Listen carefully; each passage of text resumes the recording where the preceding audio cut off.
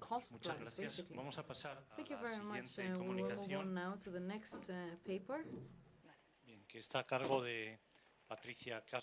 The next paper will be presented by Patricia Casla.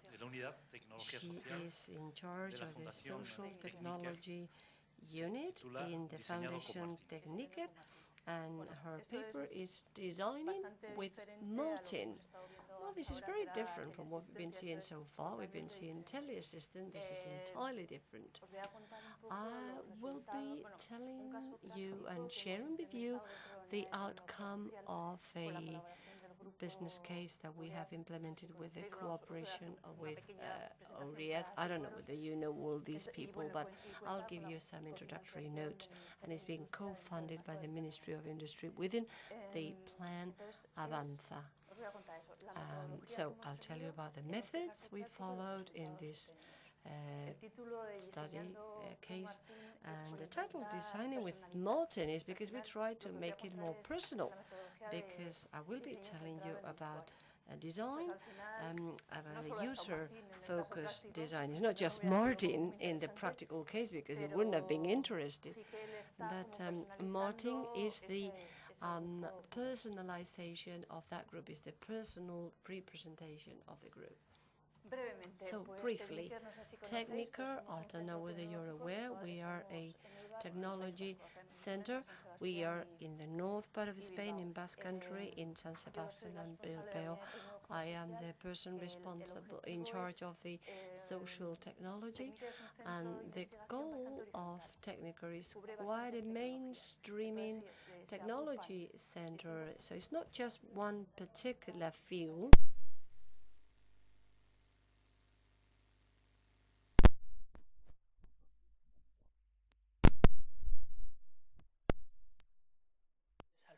Life, aging, and health in general. So what we did is we provided the technical side of the project, and then we have the group Gureak.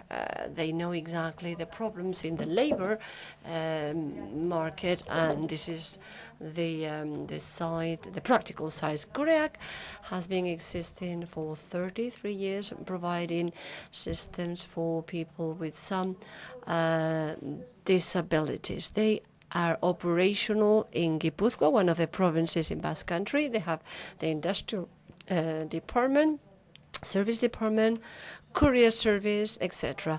3,800 employees, out of which 3,200 are people with some kind of disability, and half of these 3,200 would be intellectual or cognitive impairment. So the target of the project is a pilot project within a true industrial framework in order to assess whether there was any potential for this ambient technology for these people with impairment. So to facilitate integration of people with cognitive impairment, that was one of the goals. So what did we really target at? Having more access for these people, examining the impact these technologies may have in the learning process, how were these technologies accepted by the users, and to identify potential lines of operation in the future. Now the challenge that gave rise to this project, the underlying challenge, is that there is a change in the way the group Gureak was working, and well, they had a different method, and they wanted to change their operational method. They had, this is the assembly line, typical assembly line in the Gureak workshops. So it's sequentiation method. That's what they do. They fragment every single task to the very tiny little fragment. So 15, 20 people together in cooperation, splitting the work in fragments, in like 15 or 20. We achieve the work. In other words, everyone does something very simple for just a few seconds. And this is the way they make their contributions. So this is long, repetitive, serious, and self-control is very simple. All it does is this simple pocket devices where it's very difficult to make mistakes, and then the one next in the assembly line controls the one before, and people in these lines are very low in competencies and skill. So this has to be very tightly controlled, and it has limitations, because maybe people who had better professional competence, because they do this very simple task, they see there's no way to progress in their competencies. They want to make headway, they want to learn more, and because the world of long, serious, sequential series is disappearing. Now are more, they're shorter and they require a lot of flexibility, and with just one single employee. So one single person has to be multitask and has to be planned. To plan carefully, to memorize, to learn by heart a whole sequence, to pace the working rhythm, to keep a self-control. So this is only done by people highly qualified, some of them even close to a normal standard level of competence. So this would be very difficult for low-profile competence people. So we examined the different possibilities, and at the end of the day, we devised this showcasing setting, which is like a whole assembly. The tasks are not particularly complex because it's all of these little fragments put up together. But it's very long. It's a long, long sequence. It's like half an hour, and it requires a great deal of involvement. So what did we want to show with this showcasing setting? To help the employees and the workers in carrying out this complex task in a long sequence, to simplify the learning process, to guarantee that the work carried out is perfect and it had complied with all of the different steps correctly, to provide the necessary feedback and to allow the worker to interact directly with the system. So what did we do? We assess the starting point. The people carrying out this work were people under special employment agreements because they could have done close to ordinary labor force in their capabilities. So the target group was people who had followed vocational training. So we wanted people who had followed vocational training through technology, gain access to a more kind of higher capacity or higher skill requiring labor. So technology will be filling in the gap between the workers' skill and the job requirements. There were other parameters like the learning process that wanted to be cut down.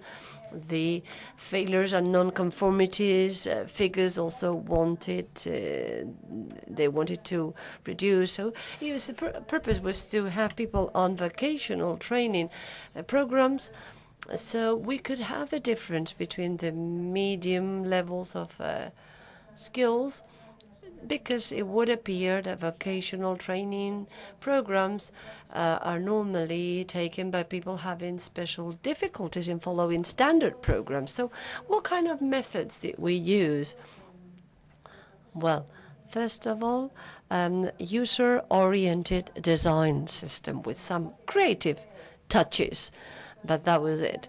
So what were the main steps followed? First of all, to be well acquainted with the process, to know the user, the target of the process, and to be repetitive and interactive in the process.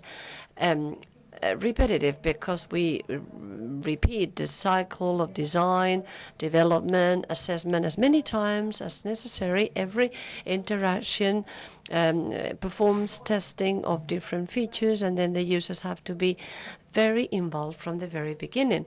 So this is like a cycle. It's like looping the loop. It's very difficult to know where the design starts and where the design ends. It's design, test, development, assessment, design, test, development, assessment, and so on and so forth. So to gain information about the process, we gather all of the data available about the process, the different working methods. We organize a series of recordings, on-site photographs, talks to people that were involved in the process to explore the barriers and the problems encountered. We reproduce the process in a lab setting. So we took this to Technicolor and we reproduced exactly the same working setting. We also had noise and everything. So then we used like a self-experimenting method. We were there for a number of times, assembling and disassembling the box to make sure that we would be reproducing all of the different potential problems that the real environment would be encountering. So we know the user. That was a very, the most important thing was to get to know the user, gain every bit of information that was required, good learning practices for people with cognitive impairment. We also examine and analyze all of the information of applications and software and system aimed at people with cognitive impairment. Everything was web-based. There were very few activities carried out thinking in terms of labor integration. Then we analyzed all of the data available within the GREAC group, and then we explore the limitations, and we prepare a series of questionnaires to be filled out. And one specific questionnaire was to explore the relationship between these people and technologies. We set up a pilot group, 16 people of the 1RO competential level, that was vocational training people. Within the special employment agreements, there were 13 altogether. They could be potential users of this system. And then we spend time with all the users. We did data mining and we explore the outcome. This is like a table that summarizes the data gathered concerning identification of the competencies profile. There were a number of parameters that we felt were important to develop the pace of the learning process. The darker colors mean high level of qualification, the lighter, lower level of qualification. Now, talking about the pace of the learning process, what did we see? There were problems in the learning process. You see, these are the lighter colors showing the difficulties encountered in the learning process. So we had to break down the different tasks to small fragments to make it as simple as possible. And control and support was also required. There was important problems in terms of performing the task independently without the need for any support. So we had to make sure that this wasn't happening. Now, contents. We saw that numerical concepts had to be cut down and explanations couldn't be complex, had to be very simple. Now, concerning planning of the activities, the repetitive nature served the purpose of overcoming the difficulties. And in terms of interaction, we had to be very careful with writing and reading, because many people were illiterate, they couldn't read, so we could not simply give instructions in a written format because they would be making it not accessible for them. Concerning technologies, we examine which users were used to interact with technology, what type of technologies that we used to, if it was PC, cell phones, video, DVD devices at home, so that how much they knew about it. So in order to know how whether they could use PCs or, I mean, we saw that most of them were able and they were very used to remote control on the TV. So we said, okay, maybe this is